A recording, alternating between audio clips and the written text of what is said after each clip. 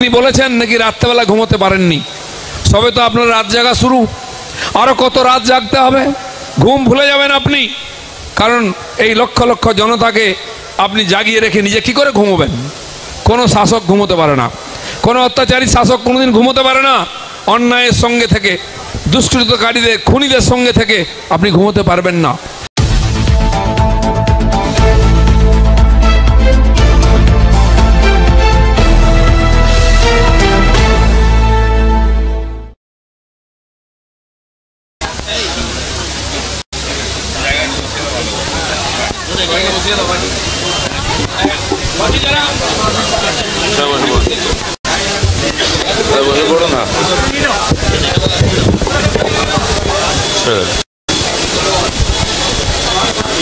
सामने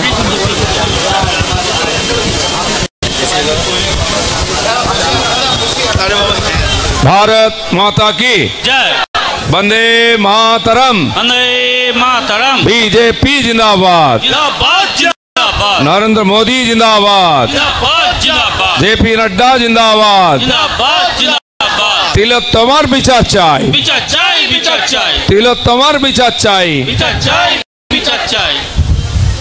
লক্ষ্মীর ভান্ডার ফেরত নাও, আমার বোনকে ফেরত দাও, আমার বোনকে ফেরত দাও। লক্ষ্মীর ভান্ডার ফেরত নাও, আমার বোনকে ফেরত দাও, লক্ষ্মীর ভান্ডার ফেরত নাও। আমার বোনকে ফিরিয়ে দাও। ভারত মাতা কি। জয়।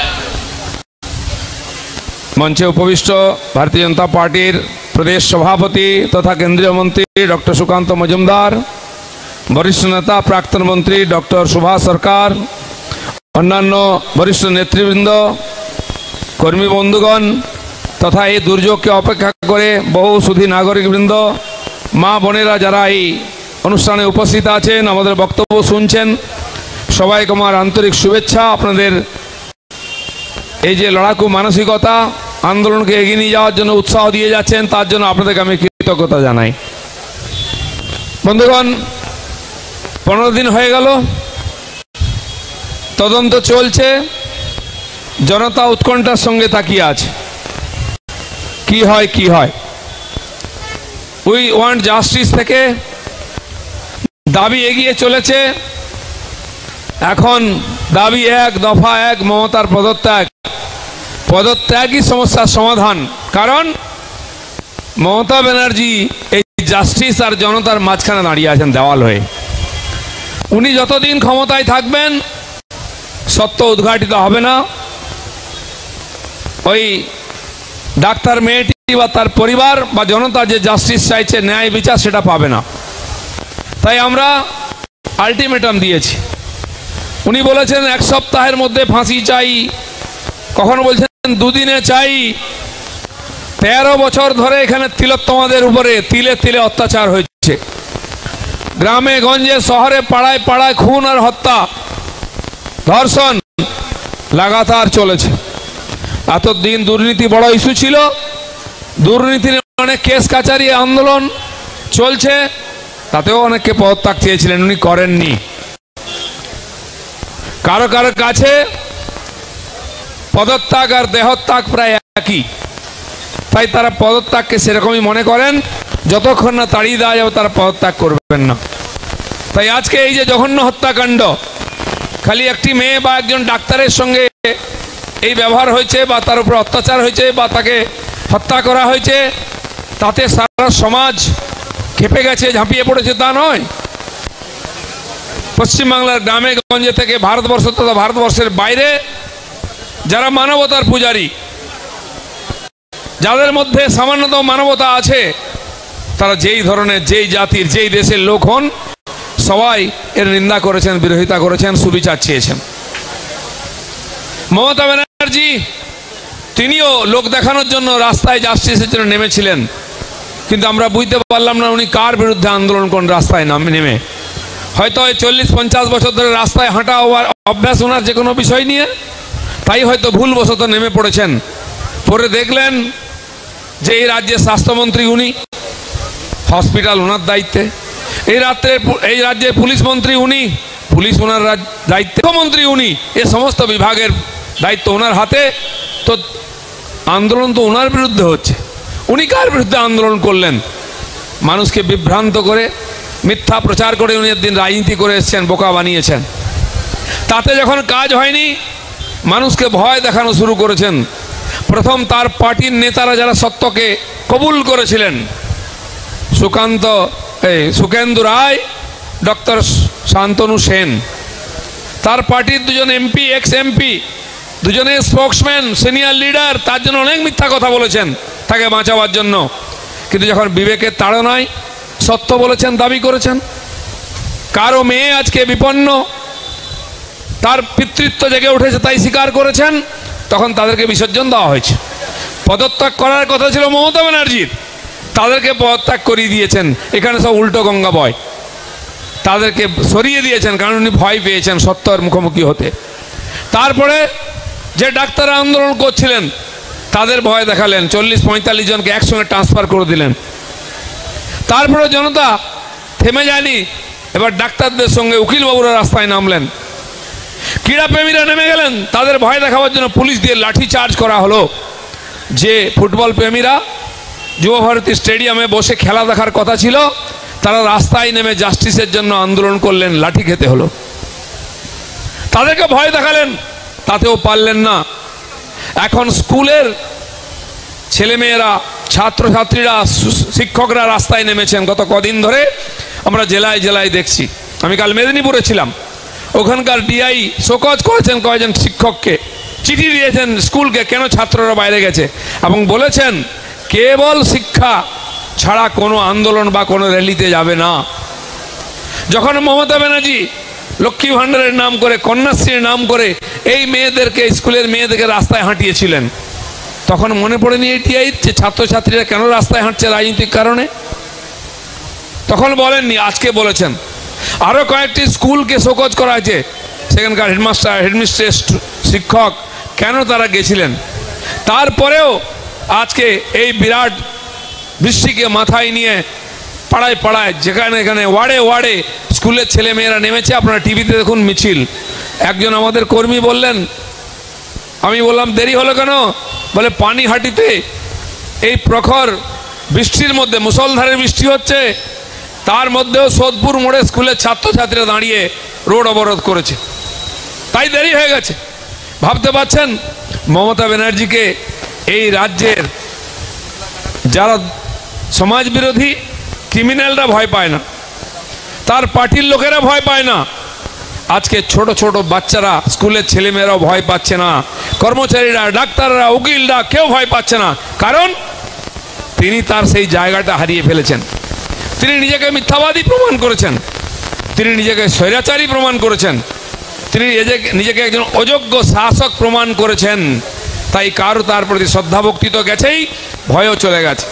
তাই ভয় দেখিয়ে আজকে আন্দোলনকে বন্ধ করার যে চেষ্টা করছেন, সম্ভব হবে না। ভয়কে এখানকার মানুষ জয় করেছে। কারণ গ্রামে গঞ্জে রাস্তাঘাটে যত অপকর্ম হচ্ছে ওর পার্টির লোকেরা করছে, বা যেই দুষ্কৃতকারীরা করছে তারা তার ওই ঘাস ফুলে ঝান্ডার তলায় আছে, তাই মানুষ মুখ খুলতো না। পোস্ট পোল ভায়োলেন্সের পরে 21 সালের কমপক্ষে 35 জন মহিলা ধর্ষিতা হয়েছেন, যারা স্বীকার করেছেন আমাদের কাছে, তারাও এফআইআর করতে যাননি। মহিলা কমিশনের চেয়ারম্যান এসেছিলেন, বীরভূমে গেছেন, জঙ্গলে লুকিয়েছিলেন মহিলারা, তাদের কাছে এসছেন, মুখে কাপড় দিয়ে মুখ দেখাচ্ছেন না, ছবি তুলছেন না। কারণ তারা বলছেন কেবল তো সম্মান গেছে, যদি জানতে পারে গুন্ডারা প্রাণ নিয়ে নেবে।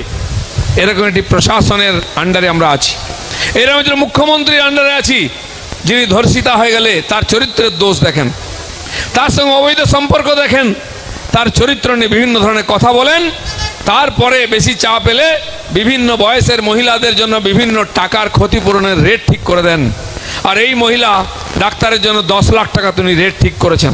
কোনো সভ্য জগতে একজন মহিলা মুখ্যমন্ত্রী এরকম কল্পনা করতে পারেন? আপনারা ভাবতে পারেন? এটা কিন্তু হচ্ছে, তারপরে আমরা দেখছি, তারপরে আন্দোলন ছড়াচ্ছে। তাই ভয় ভীতিকে ভুলে গিয়ে বাংলার মানুষ গ্রামে গঞ্জে আন্দোলন করে নিয়েছে। সারা বাংলায় একটি স্বর, আরজি কর, আরজি কর, আরজি কর। এটা প্রতীক মাত্র, এরকম একটি মেয়ে নয়। ওই মেয়েটি মারা যাওয়ার পরে আরো কয়েক ডজন ধর্ষণ পশ্চিমবাংলা হয়ে গেছে, রোজ ঘটনা আসছে। বর্ধমানে ওখানেই একটি থানায় 2 জন মহিলা গলা কেটে দেওয়া হয়েছে ধর্ষণ করে। শক্তিগড়ের কাছে, উল্লাসের কাছে হয়েছে, জেলায় জেলায় হচ্ছে, প্রতিনিয়ত হয়, গ্রামে গঞ্জে যেখানে মিডিয়া নেই। পিছিয়ে থাকা সমাজ, এসটি এসসি মহিলাদের উপর অত্যাচার হচ্ছে, তাই জায়গা পায় না, লোকের মনে লাগে না। আজ কলকাতার বুকে আরজি করের মতো মেডিকেল কলেজে একজন মহিলা ডাক্তারের উপর হয়েছে, যেটা মিডিয়ায় এসছে। তার তো ডেড বডি দেখতে পাননি আপনারা, তার বাপকেও দেখতে দেওয়া হয়নি, এক ঝলক দেখেছেন, তারপরে ক্ষোভ কেন? কত রাস্তাঘাটে ডেড বডি পড়ে আছে, ক্ষত বিক্ষত শরীর, গলা কেটে দেওয়া হয়েছে, হাত পা কেটে দেওয়া হয়েছে, অঙ্গহানি করা হয়েছে। এই ছবি দেখার পরে বাংলার মানুষ জাগেনি, জেগেছে কখন? আজকে চারিদিক থেকে যখন জাল দেওয়া হয়েছে তখন জল ফুটেছে। সমাজের সমস্ত স্তরের মানুষরা নেমেছেন, স্কুলের বাচ্চারা পর্যন্ত। কারণ আমাদের ধৈর্যের বাঁধ ভেঙে গেছে, সীমা পার হয়ে গেছে।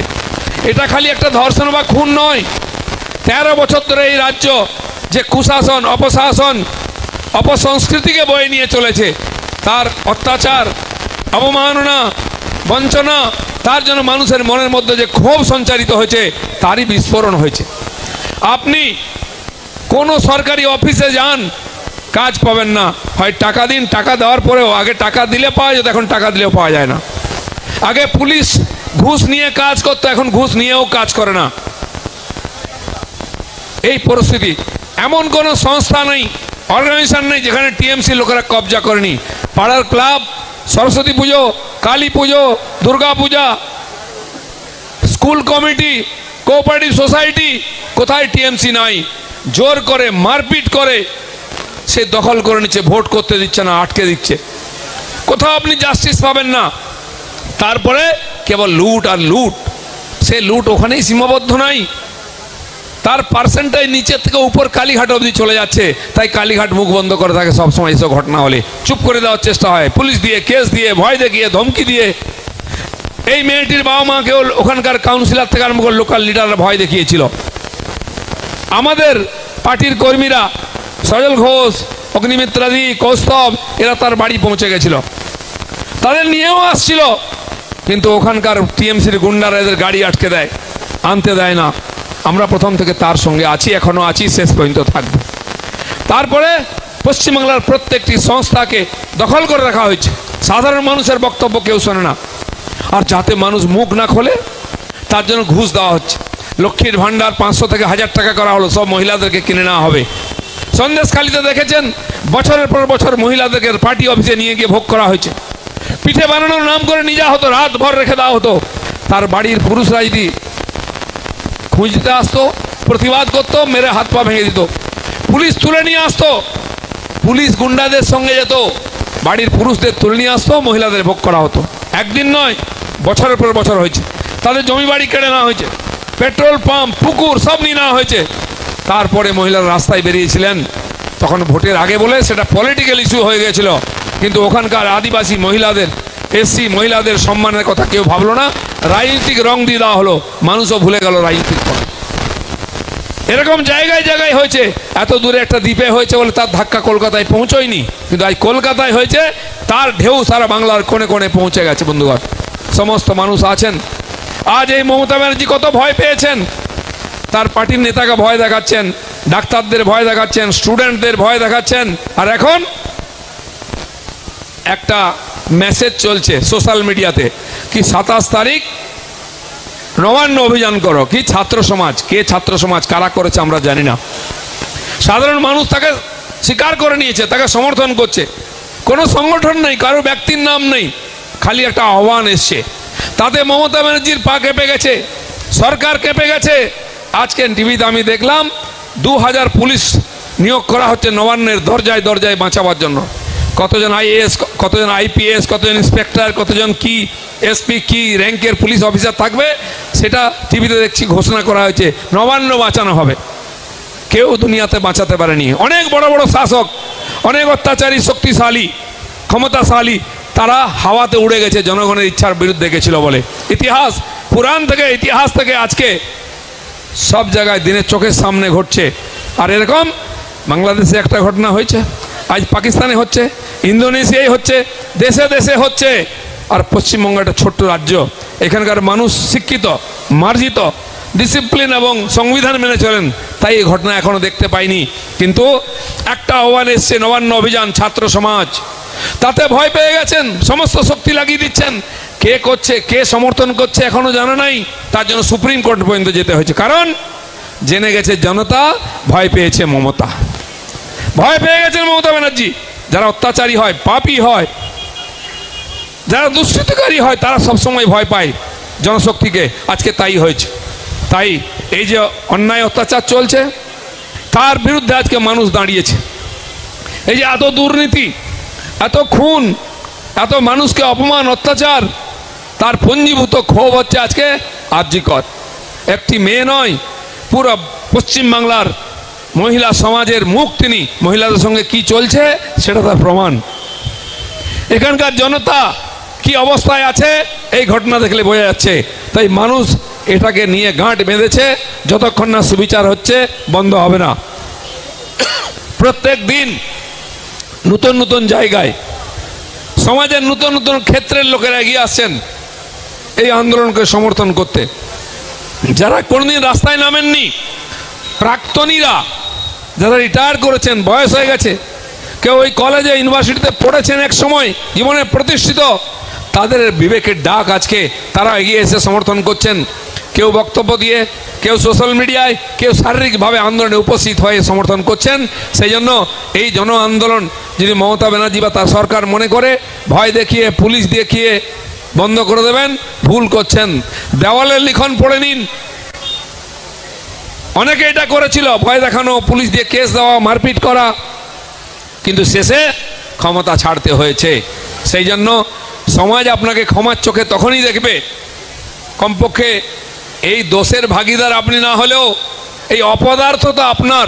আপনি ওই মেয়েটির জীবন রক্ষা করতে পারেননি, আপনি বাংলার মানুষকে সুশাসন দিতে পারেননি, তাদের ধন সম্পত্তি, মান সম্মান সুরক্ষিত করতে পারেননি, তাদের সমাজে নিশ্চিন্তে ঘুমোবার আর উপার্জন করার ব্যবস্থা দিতে পারেননি। এটা স্বীকার করে আপনার গদি থেকে সরে যাওয়া উচিত। নাহলে কালকে স্লোগান উঠবে, ঘুম পেয়েছে বাড়ি যা। ঘুমানোর দরকার আছে। সেদিনই বলেছেন নাকি রাত্রেবেলা ঘুমোতে পারেননি। সবে তো আপনার রাত জাগা শুরু, আরও কত রাত জাগতে হবে।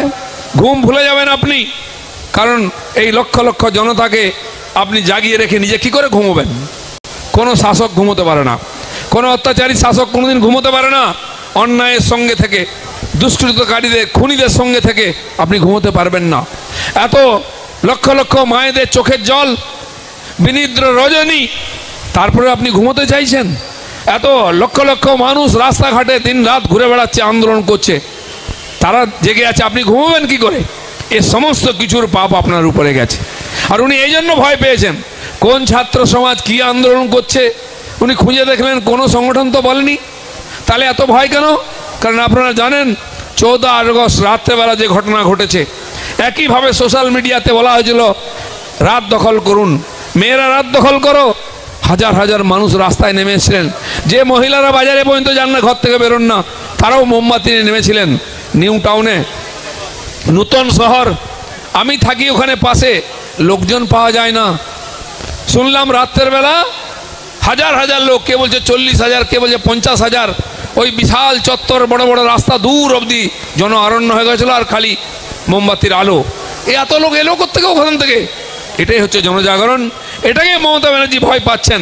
যদি একটা মেসেজ দিয়ে সোশ্যাল মিডিয়া পোস্ট করে হাজার হাজার লক্ষ লক্ষ মানুষ, সে শিলিগুড়ি থেকে আরম্ভ করে পুরুলিয়া অবধি, কলকাতা অবধি সব জায়গায় রাস্তায় নেমেছে মানুষ মোমবাতি হাতে নিয়ে, খালি উই ওয়ান্ট জাস্টিস, সুবিচার চেয়েছেন, ন্যায় বিচার চেয়েছেন।